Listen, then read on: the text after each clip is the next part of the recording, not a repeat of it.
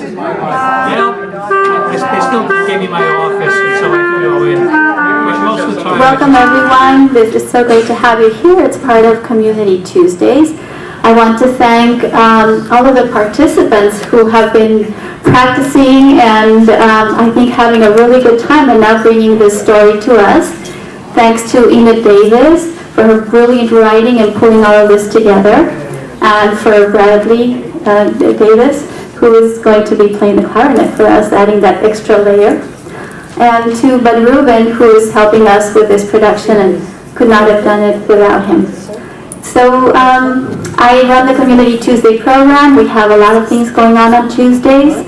Next Tuesday is a wonderful concert with lunch in the Cultural Arts Hall. And we have lectures and all kinds of different things every Tuesday. And I also run the travel and day trips with a trip coming up to Carmel for the Bach Festival and a group to the ice skating show at the SAP Center.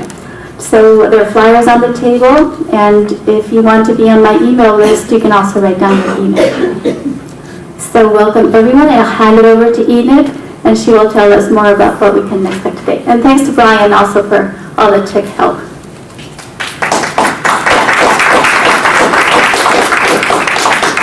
Good afternoon and welcome. My name is Enid, and I'm going to start with a brief Yiddish folktale called Naked Truth and Resplendent Parable. Well, once Naked Truth was going around the world trying to teach people how to behave, what morals they should use, how to bring up their children. And whenever anybody saw Naked Truth coming, they hid behind their doors and they never listened to him. And he was getting very sad and old and ignored. And then he met Resplendent Parable. Now, Parable's duty was also to teach morale, to show people how to live. And everyone loved him. Wherever he went, there were dozens of crowds. And Naked Truth looked at him and said, "Why do they run away from me? Why do they listen to you?" And Parable said, "Look at me. Look what I'm wearing. I jingle. I have feathers and sequins. I dress up the naked truth. I make a story out of it. And they love me." And Naked Truth said, "Can I have some of your clothes?" And so Parable gave Naked Truth some of his clothes, and together they went hand in hand, truth and parable. And that's what we've done for you today. We've taken a lot of naked truths on how to live, and we've dressed them up with costumes, thanks to Bud, who made that possible. And we dress them up with story and words. And here's what you will be hearing today. These folk and fairy tales come from the vast ages and countries inhabited by our people. They are both universal in nature and yet share a unique flavor of the values, hopes, and problems facing the Jews throughout history. And still, they entertain and have lasted a multitude of centuries. And we are presenting some of these tales today. I did add one example of the popular genre called fractured fairy tale. Stories based on traditional folk tales, but with a twist. And we will end with that. I also want to thank Bud again for enabling me to purchase all this stuff. I thank my son for taking time out as a busy IT director to play throughout the show, and to Lee Boyce for leaving Google for a few hours to do the videotaping. Please find in your program a list of folk and fairy tale books so you can explore this genre further on your own. I will be back to announce a 5-minute stretch break in a little while.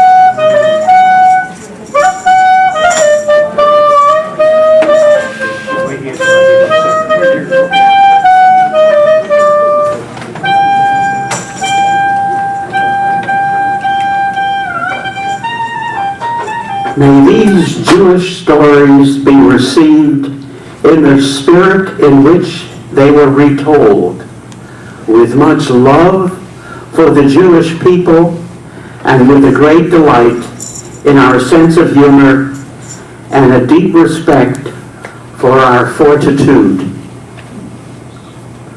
For our Israeli friends, אנחנו מקווים שתקבלו הסיפורים האלה באותו הכוונה שאנחנו עוד מספרים אותם, עם אהבה נגד היהודים ועם נחת וצחוק, וגם לכבד הכוח שלנו.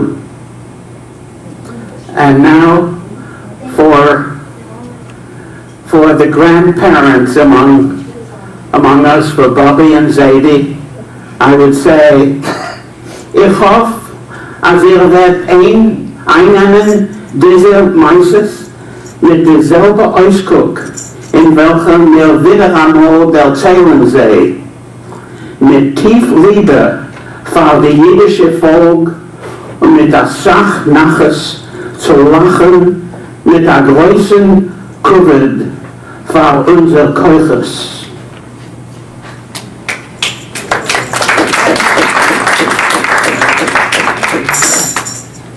Welcome to our play. We're telling Jewish tales today. Some are funny. Some are sad. Elijah's here to make you glad. Rabbis, Witches, Angels, kings, camels, people buying rings. so sit right back. and have a ball. Feel free to clap.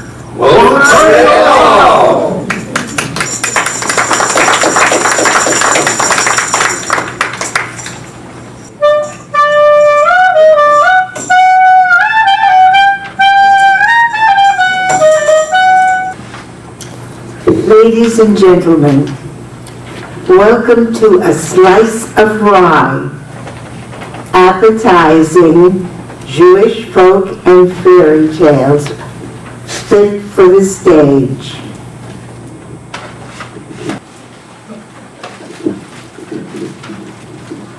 Our first play, The Book, the Well, and the Tambourine. This first story is an outgrowth of the Midrash, and it's about Miriam's well. It is adapted from Howard Schwartz's retelling of Miriam's Tambourine from his book Miriam's Tambourine and the Jewish folk tales from around the world. We now present The Book, the Well, and the Tambourine. Once upon a time, the king of Babylonia made this declaration. People of Babylonia, let it be known that my chief advisor, the great rabbi, has passed away. It is now imperative for the man with the purest soul of his generation to open the sealed book of Daniel that I keep in a golden chest beside my throne. All learned men are welcome to try to open the book and then become my chief advisor. Outside the palace, another declaration was delivered. As a messenger for the Jewish community, I have gathered you together to remind you how important it is that a Jew be able to open the king's book and become his chief advisor. This is how we've maintained the safety of all Babylonian Jews for many generations. Messengers will be sent throughout the kingdom to urge the Jews in every area to come to the palace and take this test of piety. One day, the Jewish messenger found his way through the deepest part of the forest to the humble cottage of a poor rabbi, his teenage daughter, and his young son. The rabbi and his son studied the Torah all day long. At night, the daughter would join them in studying the stars and telling stories about the Bible. Rabbi, I am here to convince you to come to the king's palace. There you will attempt to open the book of Daniel in order to become the king's advisor. What is so special about this book, messenger? The book was originally given to our great hero Daniel as he sat in the lion's den. Its secrets are so profound that even the angels are not privy to them. Papa, we must go to the palace. I believe you are the very man the king is waiting for. I agree. Messenger, I have such devoted children. Very well. We three will set out for the palace tomorrow morning. Wonderful! And now I must continue my search for pious Jews. Good night. The next day, the trio left for the palace. They traveled for days, talking about nothing but the book of Daniel. How I long to know the secrets of that tome. Papa, look around the bend. Do you see that castle? The three headed for the castle and stood before the locked gate. If only we could get inside. I've never seen such beautiful gardens in my life. Papa, the lock opened. I just touched it with my finger. Let us go in. Once on the grounds, the family headed for the castle doors. The doors opened upon their approach. Look at that beautiful older couple sitting on the cushions. They shyly approached the pair. Greetings. I'm a rabbi, and these are my children. Might I ask respectfully who you might be? My name is Sarah. And I am Abraham, her husband. Are you the Sarah and Abraham who are the parents of every Jew? The very same. Kind Sarah, we are traveling to the palace of the king of Babylonia. Papa wants to see if his soul is pure enough to open the book of Daniel. The Jews of Babylonia will only be safe if the king's chief advisor is a Jew. Rabbi, you and your son's hearts are very pure, but not pure enough to open the sealed book. But do not be dismayed. If you both would immerse yourselves in the waters of Miriam's well, you will be pure enough for the task. Where can we find this well? It is here, in the Garden of Eden. This is the Garden of Eden. How wonderful. However, there is one problem. The evil one has scattered snakes all around the edge of the well. The only way to get rid of the snakes is to play the music that comes from the tambourine that Miriam played to celebrate the victory of the Red Sea crossing. Papa, all is lost. How will we ever find Miriam? Oh, have faith, my child. Something tells me our beloved parents have good news. Yes, we do. Although you will have to search for a huge hollow tree in the garden. The tree leads to a long cave. And the cave leads to the Red Sea and to Miriam. And to her wonderful tambourine. Hoorah! Then we will be on our way. I don't know how to thank the both of you. With the help of his eagle-eyed son, the rabbi and his daughter soon came to the hollow tree. They carefully walked through the tree and then crawled through the long tunnel on their hands and knees. When the threesome stood up once outside the cave, they rubbed their eyes and then opened their mouths in great surprise. Papa, look at that beautiful woman sitting by the sea. I can hear the music coming from her tambourine. Closer, children. My feet are starting to leap in a joyful dance. Oh, it was a merry group who made their way over to Miriam. Welcome. I see you are enjoying my music. Oh, how lucky were the Israelite women who play the tambourines with you on that exalted day. Thank you, my dear. The rabbi told Miriam about their hopes regarding the book of Daniel and of their conversation with Sarah and Abraham in the castle. Rabbi, I have a wonderful idea. I shall loan my tambourine to your lovely daughter. Let her play it for those horrid snakes that guard my well. The wicked hate my music.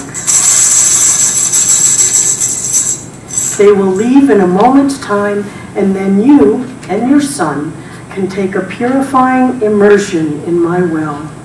And when we are done, dear Miriam, we will return this precious instrument to you. And so the trio made their way back through the cave and out of the hollow tree. Once again, the sharp young eyes of the rabbi's son found the old well in the Garden of Eden.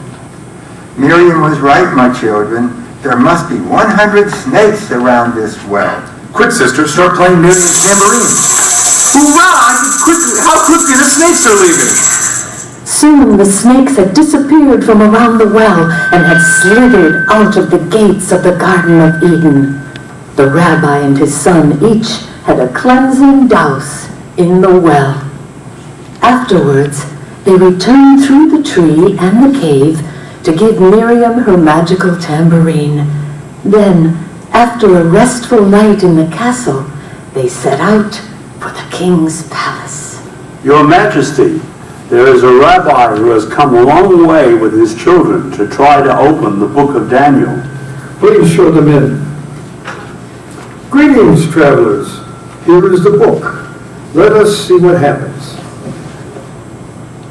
I knew it! The book flew open as soon as Papa touched it. You are now my new chief advisor. Welcome, Rabbi.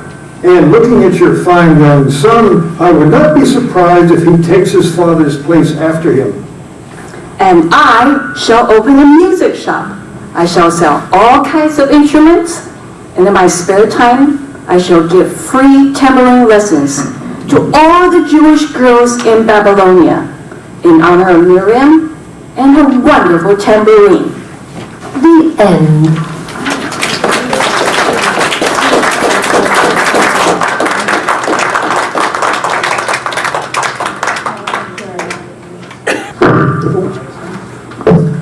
Romancing the Witches of Ascalon.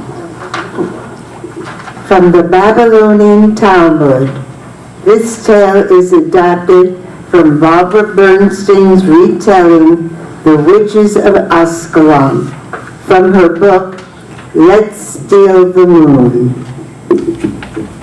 It's time to present Romancing the Witches of Ascalon.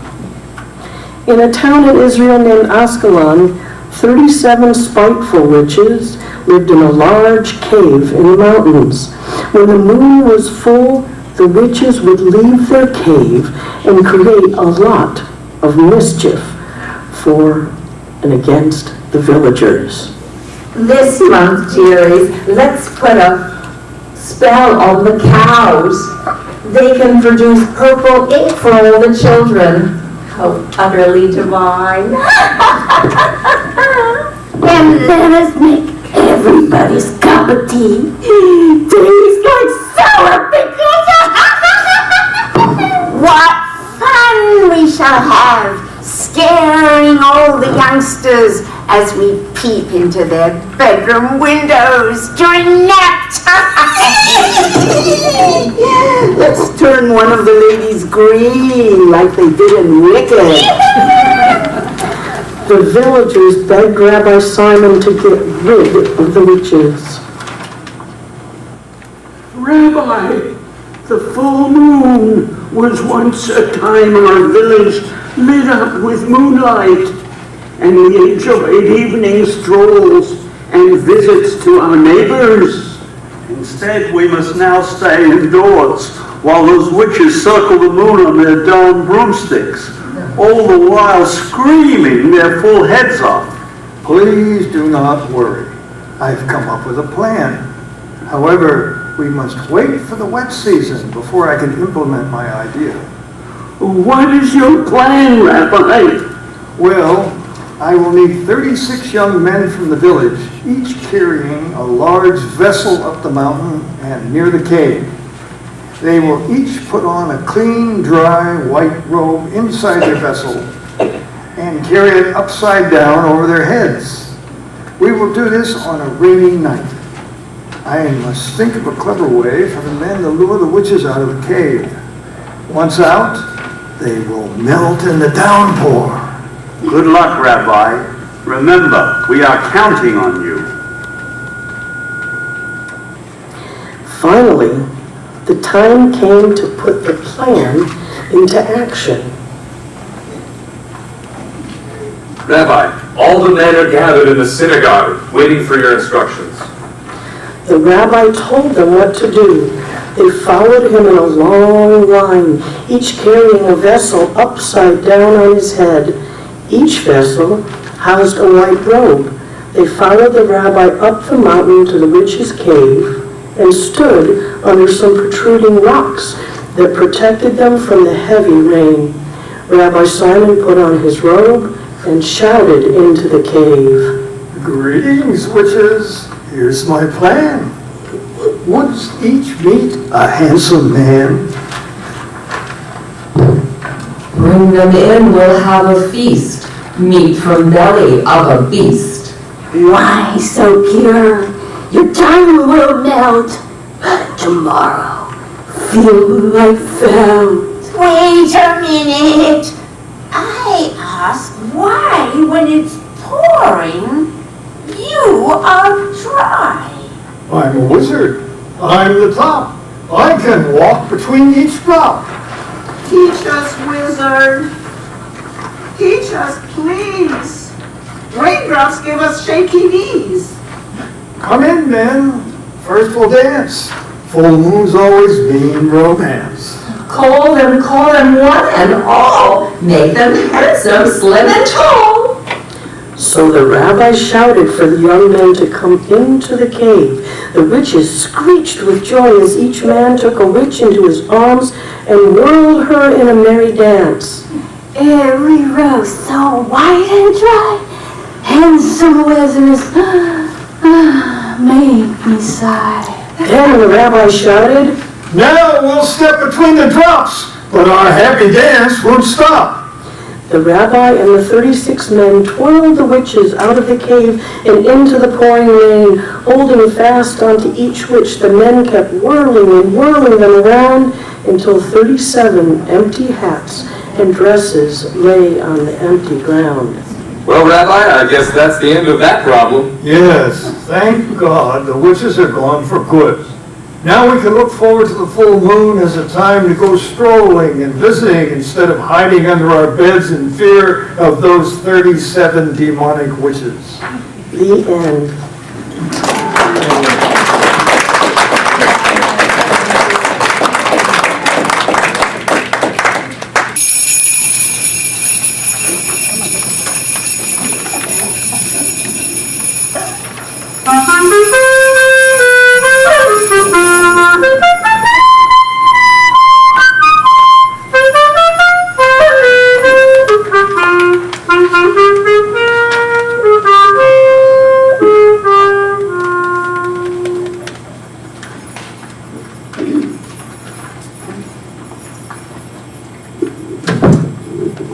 This tale is The Dumb Donkey and the Cunning Camel.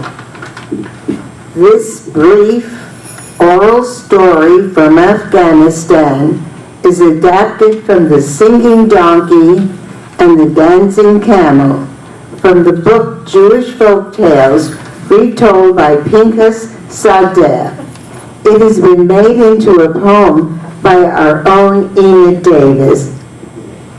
Presenting the dumb donkey and the cunning camel. A donkey and a camel both worked hard on a farm. They labored long, but then they felt their health would come to harm. So they escaped the farmer's land and found a place to dwell.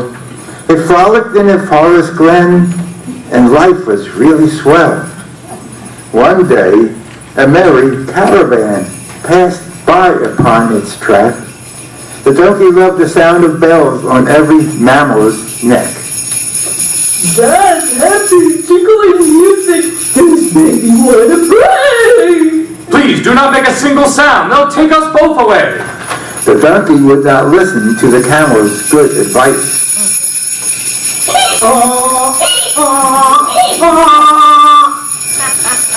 And soon they both were captured, which was not very nice. The donkey would not move an inch, and I must say, alack. They picked him up and placed him on the angry camel's back. Now, not much time later, they crossed a wobbly span. The stream below was turbulent. It scared each beast and man. You know, I feel like dancing now. The camel said aloud. Oh no, not here, you fool! The frightened camel howled. If you can sing whenever you please, then I can dance the cha-cha. And as his friend flew overboard, the camel shouted, Gotcha! The end.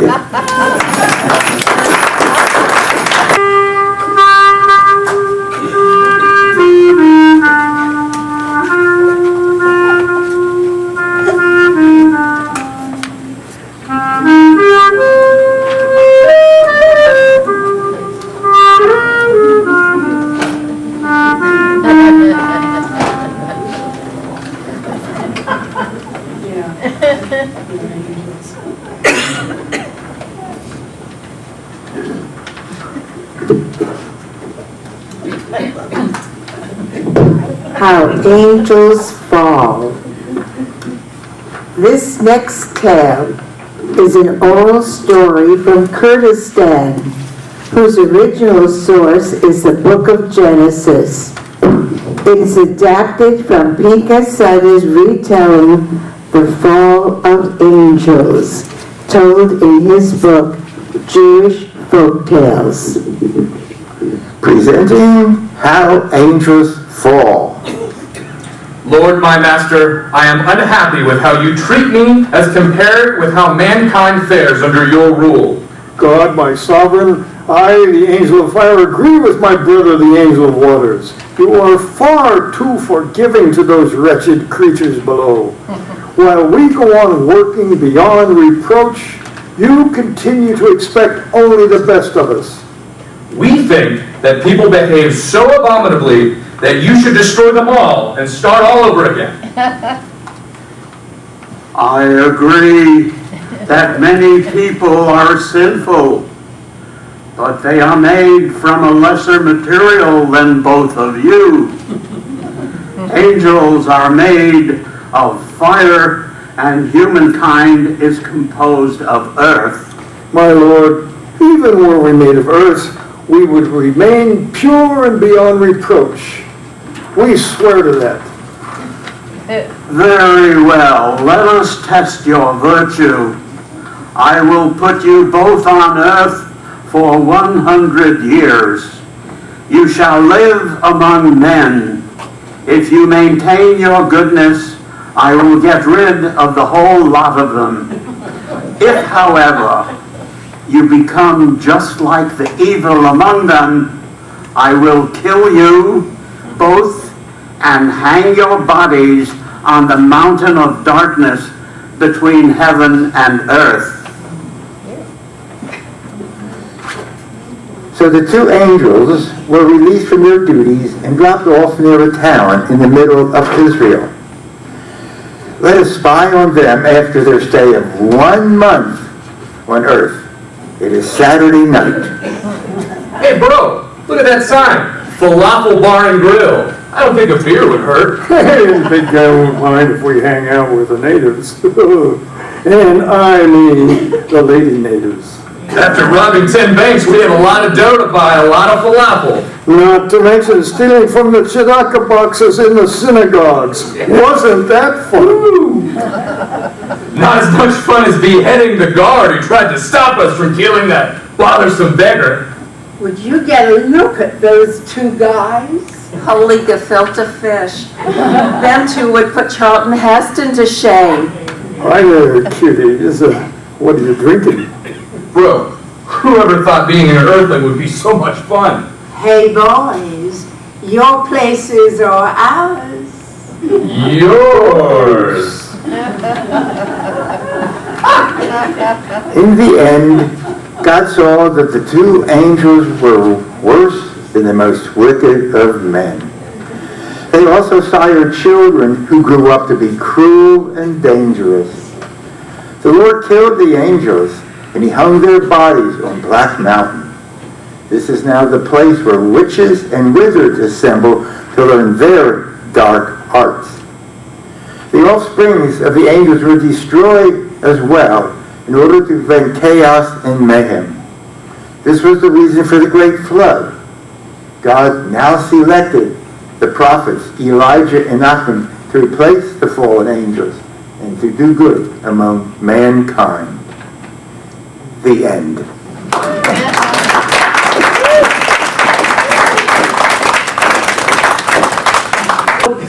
In my past life, for a long time, I was a children's librarian. Thank you. Thank you. We have some librarians in the audience. And children. And when we had a break in the children's library, we would do things like a stretch. So I'd like you to all stand up if you'd like to and stretch your arms and your legs while our friends are getting ready to tell you a story about my favorite hero, Elijah. So take a stretch.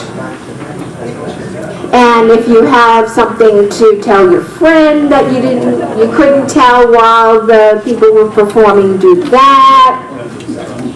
Meanwhile, I'm keeping a close look at the back because I have a story to tell you. So take a nice big stretch.